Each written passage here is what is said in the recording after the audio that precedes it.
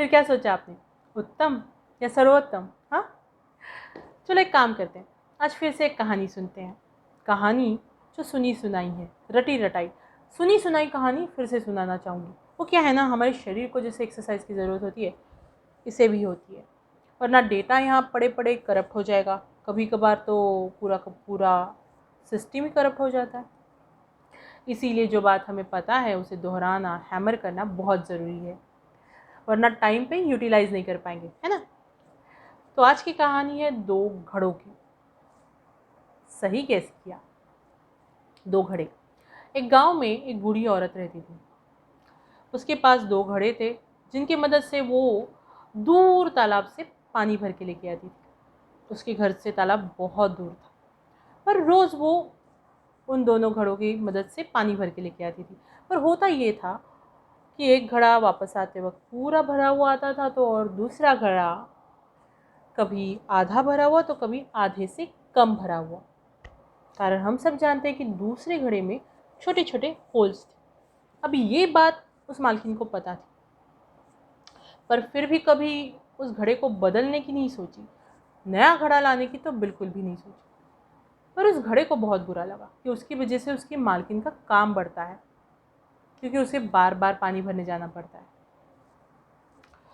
तो उसने अपने दोस्त से, अच्छे वाले घड़े से कहा कि दोस्त देखो ना, मालकिन मुझे बदल ही नहीं रही है, मैं उनको बिल्कुल भी हेल्प नहीं कर पा रहा, फिर भी वो मुझे ही लेके जाती है पानी भरने के लिए तुम्हारे साथ।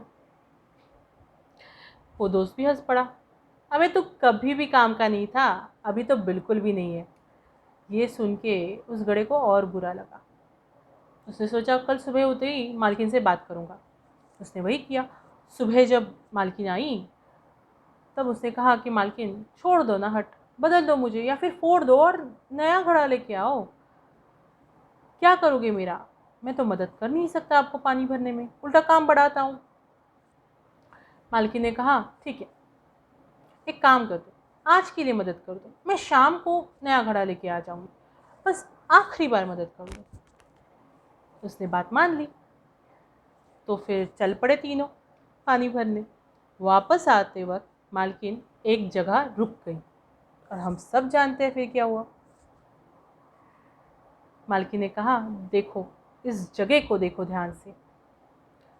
मैं रास्ते में आते वक्त तुम्हें जब लेके आती हूँ और तुम्हारे होल से बूंद बूंद करके जो पानी टपकता है, उससे इन पेड़ पौधों को, इन झाड़ियों को पानी मिलता है और वो पनपते हैं, हरे भरे रहते हैं हमेशा। ये देखकर सुनकर उस अच्छे वाले घड़े को थोड़ा बुरा लगा। मैं तो इस काम का हूँ नहीं ना। तो मालकिन को समझ में आ गया। उसने कहा तुम भी मेरे बड़े काम के हो, तुम मुझे पूरा का पूरा पानी भरने में मदद करते हो, मेरा काम और समय दोनों बचाते हो, और तुम मुझे आधा पानी भरने में मदद करते हो और आधा पानी पेड़ पौधों को देने में मदद करते हो। मतलब बिना किसी एक्स्ट्रा मेहनत के मैं पानी भी भर रही हूँ और उसी समय पे पेड़ पौधों पे पानी भी दे रही हूँ। इसका अर्थ ये है कि वो अच्छा वाला घड़ा भी काम का और वो होल्स वाला घड़ा भी काम का।